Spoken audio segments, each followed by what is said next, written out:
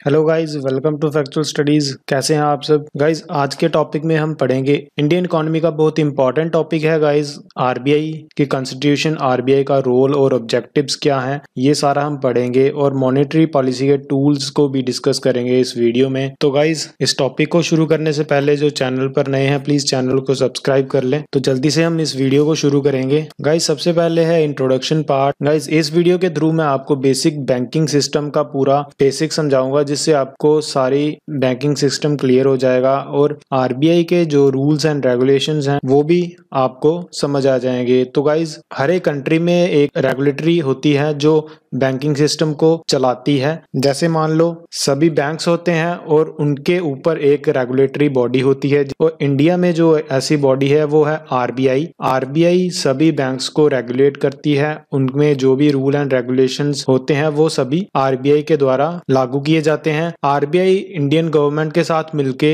ये सारे सिस्टम को चलाती है। और आरबीआई एक्ट 1934 और बैंकिंग रेगुलेशन एक्ट 1949 के अकॉर्डिंग चल के इन सारे बैंकिंग रूल्स को बाकी बैंक्स पे लागू करता है। तो गाइस, सबसे इम्पोर्टेंट क्वेश्चन है ये कि बैंकिंग सिस्टम को रेगुलेट करना इतना जरूरी क्यों है। मतलब बैंकिंग सिस्टम ऐसे भी चल सकता है, उसे क्यों इतनी जरूरत है कि उसे एक प्रॉपर तरीके से रेगुलेट किया जाए। तो उसके कुछ रीजंस हैं, आपको मैं सब स्टेप बाय स्टेप बताऊंगा। फर्स्ट रीजन ये है टू प्रमोट कॉन्फिडेंस, क्योंकि हर एक आदमी के बैंक में पैसे होते हैं, तो अगर बैंकिंग सिस्टम प्रॉपर चैनल के साथ ना चले, उसका एक प्रॉपर रूल एंड रेगुलेशन ना हो और उस पे एक निगरानी रखने वाली ऑर्गेनाइजेशन ना हो, लोगों का उस पे एक ट्रस्ट नहीं बन पाएगा, तो उस सिस्टम का मिसयूज करने के चांसेस ज्यादा बढ़ जाते हैं। इसीलिए एक रेगुलेटरी बॉडी जरूरी है बैंकिंग सिस्टम में, जो कि आरबीआई है, लोगों का ट्रस्ट करने के लिए कि उनका जो भी पैसा है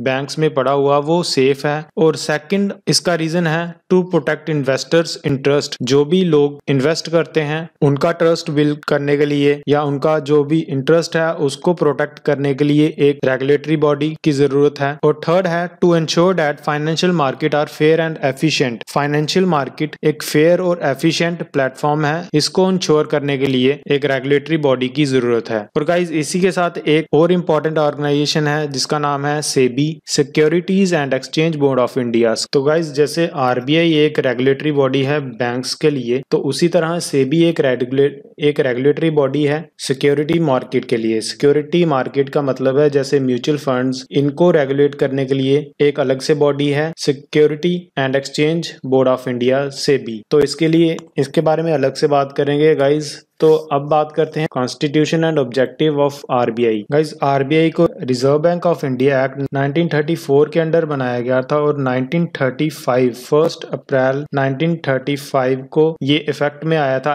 एक्ट। तो ये दोनों डेट्स आपको याद रखनी है। कॉन्स्टिट्यूटेड अंडर 1934 और जो फंक्शनिंग में आया था 1 अप्रैल 1935 में फंक्शन में आया था। और guys, reserve bank of India जो है डेवलपिंग कंट्रीज में ओल्डेस्ट है और ये bank of England, UK and USA से वो बहुत ज्यादा यंगर है। आरबीआई एक्ट 1948 है जो वो इंडियन गवर्नमेंट को एम्पावर करता है आरबीआई के गवर्नर के साथ कंसल्ट करके जो भी पब्लिक इंटरेस्ट के लिए बेनिफिशियल्स होती हैं, जो डिसीजंस, उनको लेने के लिए एम्पावर करता है आरबीआई एक्ट 1948। इसी के साथ आपको बता दूं आरबीआई का हेडक्वार्टर है मुंबई में। इसमें आपको एक बहुत इंपॉर्टेंट चीज याद रखनी है, जो आरबीआई का गवर्नर है उसे कौन अपॉइंट करता है। गाइस, उसे यूनियन गवर्नमेंट अपॉइंट करती है। आरबीआई का गवर्नर और 4 डिप्टी गवर्नर, इन सबको यूनियन गवर्नमेंट अपॉइंट करती है। और जो है आरबीआई का जो कंट्रोल है सेंट्रल बोर्ड्स ऑफ डायरेक्टर्स में है। आरबीआई के जो भी डिसीजंस लेने होते हैं वो सेंट्रल बोर्ड ऑफ डायरेक्टर्स मिलकर लेते हैं। सेंट्रल बोर्ड ऑफ डायरेक्टर्स में एक गवर्नर होता है, 4 डिप्टी गवर्नर होते हैं, 12 डायरेक्टर्स होते हैं जिनको यूनियन गवर्नमेंट नॉमिनेट करती है, 4 अदर मेंबर्स होते हैं जो लोकल बोर्ड्स में से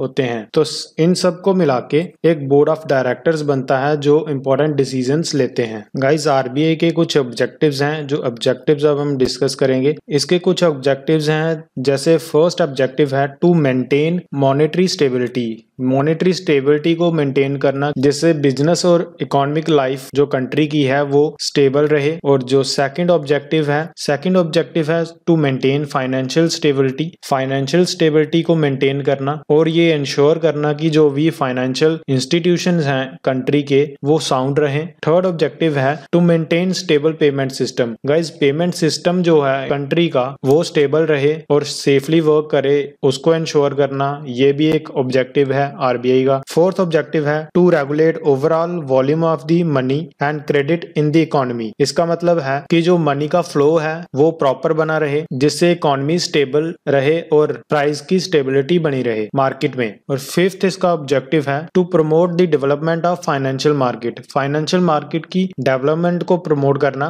जिससे उसका ऑपरेशन इफेक्टिवली और एफिशिएंटली चलता रहे। तो ये हैं गाइज इसके ऑब्जेक्टिव्स। अब बात करते हैं रोल ऑफ आरबीआई की। आरबीआई का क्या क्या रोल है, इनको सबको ब्रीफली एक्सप्लेन करेंगे जिससे आपको अच्छे से क्लियर हो जाए आरबीआई का रोल। गाइज आरबीआई के कुछ इंपॉर्टेंट रोल्स हैं जिसमें है monetary authority, issuance of currency, banker and debit manager to the government, bankers to the banks, regulator of banking system, management of financial exchange, regulator of payment settlement और development roles। guys इन सबको मैं आपको briefly explain करूंगा, ये सारे जो इसके roles हैं। और guys आरबीआई के जितने भी functions हैं, जो भी इसके बीच में आता है, वो सारा टॉपिक मैं आपको इसी वीडियो में करवाऊंगा। तो प्लीज वीडियो को एंड तक देखें और चैनल को और प्लीज वीडियो को लाइक कर दें। सबसे पहले बात करते हैं मॉनेटरी की। गाइज आरबीआई एक मॉनेटरी पॉलिसी बनाता है, क्वार्टरली बनाता है। हर क्वार्टर में एक मॉनेटरी पॉलिसी बनाई जाती है जिसमें मनी और कॉस्ट को कंट्रोल करने के लिए एक पॉलिसी बनाई जाती है। और मॉनेटरी पॉलिसी का एक और ऑब्जेक्टिव होता है कि इन्फ्लेशन को कंट्रोल करना। गाइज इन्फ्लेशन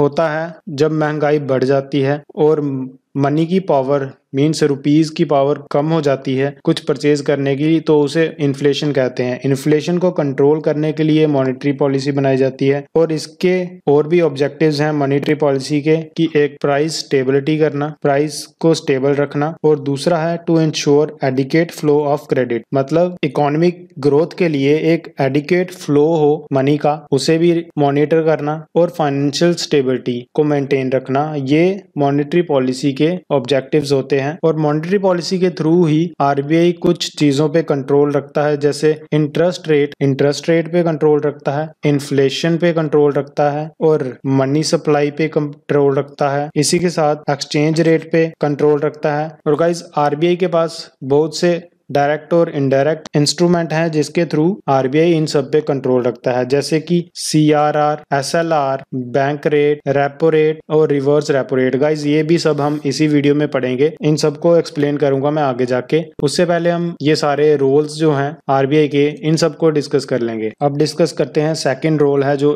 आरबीआई का सेकेंड रोल है इशुएंस ऑफ करेंसी। आरबीआई एक ऐसी अथॉरिटी है इंडिया में जो नोट इशू करती है, और आरबीआई और गवर्नमेंट ऑफ इंडिया दोनों रिस्पॉन्सिबल हैं नोट को डिजाइन करने में और एडिकेट सप्लाई करने में करेंसी की पूरे इंडिया में। और इन्हीं दोनों की ड्यूटी है इंडिया में एडिकेट सप्लाई और क्लीन और जेन्युइन नोट सप्लाई करने की। तो गाइज आरबीआई कौन कौन से नोट बनाता है? आरबीआई 10 रुपए के, 5 रुपए के, 20 रुपए के, 50, 100, 500 रुपए के नोट बनाता है। और गाइज ये बहुत बार क्वेश्चन आता है कि 1 रुपए का कॉइन, इसको प्रोड्यूस करने की अथॉरिटी किसकी है? ये प्रोड्यूस करने की अथॉरिटी आरबीआई के पास नहीं है, ये गवर्नमेंट ऑफ इंडिया इसे प्रोड्यूस करती है। ये बहुत इंपॉर्टेंट क्वेश्चन है जो आपको याद रखना है। थर्ड पॉइंट है banker and debit manager to the government. Guys government के, इंडियन गवर्नमेंट के जितने भी ट्रांजेक्शन होते हैं, फाइनेंशियल ट्रांजेक्शन, वो सारे आरबीआई करता है। जो आउटगोइंग के ट्रांजैक्शंस होते हैं, मींस कहीं पे पैसा पहुंचाना है, वो भी ट्रांजैक्शंस आरबीआई करता है। जो इनकमिंग ट्रांजैक्शंस होती हैं, मींस सेंट्रल गवर्नमेंट का जो कहीं से पैसा आना है, वो भी आरबीआई ही देखता है। आरबीआई ही सेंट्रल गवर्नमेंट का अकाउंट मेंटेन करता है, कहीं से पैसा आना और कहीं पे पैसा भेजना, ये सारी फैसिलिटी आरबीआई ही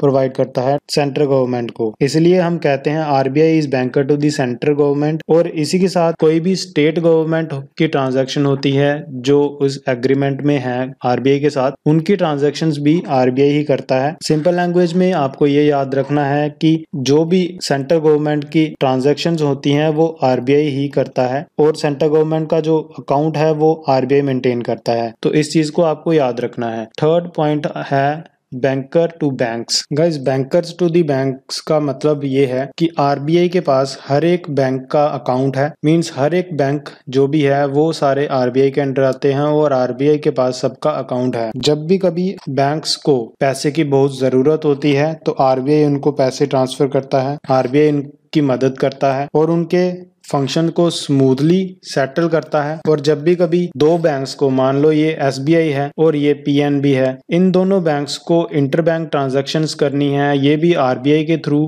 होती हैं। मान लो पीएनबी को कुछ पैसों की जरूरत है तो वो एसबीआई से लैंडिंग करेगा, तो आरबीआई के थ्रू ये लैंडिंग कंप्लीट की जाती है और ये ट्रांजैक्शन कंप्लीट की जाती है। गाइज आरबीआई को हम lender to the last resort भी कहते हैं। ये इसलिए कहते हैं क्योंकि मान लो पीएनबी को बहुत अर्जेंटली फंड की जरूरत पड़ गई और किसी और बैंक से भी उन्हें फंड नहीं मिल रहा, तो आरबीआई उन्हें अर्जेंटली लिक्विडिटी प्रोवाइड करता है। इसे कहते हैं शॉर्ट टर्म मनी सप्लाई करना। गाइज इससे आरबीआई के दो ऑब्जेक्टिव्स पूरे होते हैं। एक, पब्लिक इंटरेस्ट स्टेबल रहता है और दूसरा, economy as a whole stable रहती है। इस फंक्शन की वजह से जो आरबीआई शॉर्ट टर्म मनी जो सप्लाई करता है बैंक्स को, उसकी वजह से बैंकिंग सिस्टम जो इंडिया का, उसको रेगुलेट करने में भी आरबीआई का बहुत बड़ा रोल है। सेंट्रल बैंक होने की वजह से जितने भी बैंक्स हैं इंडिया में ऑपरेट कर रहे हैं, जैसे commercial banks, urban cooperative banks, RRB, district cooperative banks, NBFC,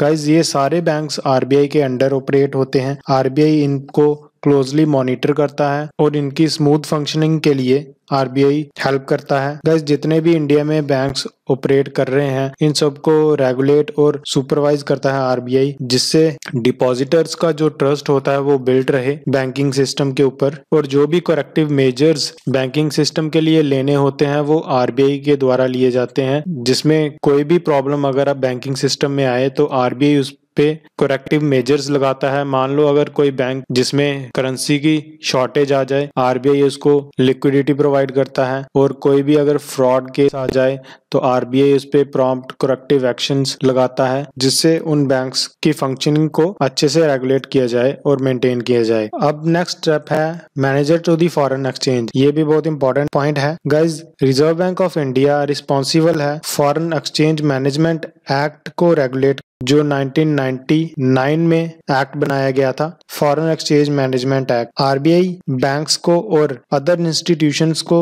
licence provide करता है फॉरेन एक्सचेंज में डील करने के लिए। फॉरेन एक्सचेंज में डील करने के लिए आरबीआई लाइसेंस प्रोवाइड करता है। गाइज हर एक इकोनॉमी का फॉरेन एक्सचेंज में कुछ रिजर्व होता है जिसे फॉरेन एक्सचेंज रिजर्व कहते हैं, और आरबीआई इसे क्लोजली मॉनिटर करता है। जैसे ही वो उस रिजर्व में कुछ फ्लक्चुएशन आती है तो इकोनॉमी एक्टिविटीज में भी फ्लक्चुएशन आती है, तो इसलिए आरबीआई से क्लोजली मॉनिटर करता है और उसकी पोजीशन को डिस्क्लोज करता है वीकली, अपनी वीकली स्टैटिकल सप्लीमेंट के थ्रू। तो गाइज नेक्स्ट स्टेप है regulator of payment settlement. Guys जितनी भी पेमेंट्स की जाती हैं नेफ्ट, आरटीजीएस, चेक्स के थ्रू, और जो भी मनी ट्रांसफर किया जाता है, करेंसीज, पेपर्स, इंस्ट्रूमेंट, ये सारी पेमेंट्स को सेटलमेंट करने के लिए आरबीआई सुपरविजन करता है और इसको रेगुलेट करता है। जो भी फंड्स ट्रांसफर की फैसिलिटीज प्रोवाइड की जाती हैं, जैसे चेक क्लियरिंग हो गई, नेफ्ट जिसको कहते हैं नेशनल इलेक्ट्रॉनिक फंड ट्रांसफर, और कार्ड पेमेंट हो गई या बल्क पेमेंट हो गई, वो सारी रिटेल पेमेंट सिस्टम में आती है। और जो आरटीजीएस हो गई, सिक्योरिटी सेटलमेंट सिस्टम हो गया, फॉरेन एक्सचेंज क्लियरिंग हो गई, ये सारी लार्ज वैल्यू सिस्टम में आती हैं। इन सब को आरबीआई ही रेगुलेट करता है, ये आपको इम्पोर्टेंट याद रखना है। लास्ट है डेवलपमेंट रोल। गाइज आरबीआई का डेवलपमेंट में भी बहुत इंपॉर्टेंट रोल है। इकोनॉमिक डेवलपमेंट रोल हो गया, या कंट्री का फाइनेंशियल इंफ्रास्ट्रक्चर डेवलपमेंट कंट्रोल करने में भी बहुत इंपॉर्टेंट रोल है आरबीआई का। गाइज बहुत से इंपॉर्टेंट इंस्टीट्यूशन डेवलप किए गए हैं आरबीआई के द्वारा, जिसमें है DICGC, जिसका नाम है deposit insurance and credit guarantee corporation. इसे 1962 में आरबीआई ने डेवलप किया था। इसे स्मॉल बोरोअर्स और बैंक डिपॉजिटर्स जो होते हैं उनको गारंटी कवर के लिए डेवलप किया गया था। उसके बाद UTI, unit trust of India, इसे 1964 में डेवलप किया गया। ये एक फर्स्ट म्यूचुअल फंड है कंट्री का। तो गाइज इसके बाद है थर्ड IDBI का मतलब है industrial development bank of India, जिसे रिसेंटली अभी प्राइवेटाइज कर दिया गया है। 1964 में इसे इंडस्ट्रीज की डेवलपमेंट के लिए बनाया गया था आरबीआई की तरफ से। इसके बाद है NABARD. NABARD agriculture rural development bank है। इसे 1982 में आरबीआई की तरफ से बनाया गया था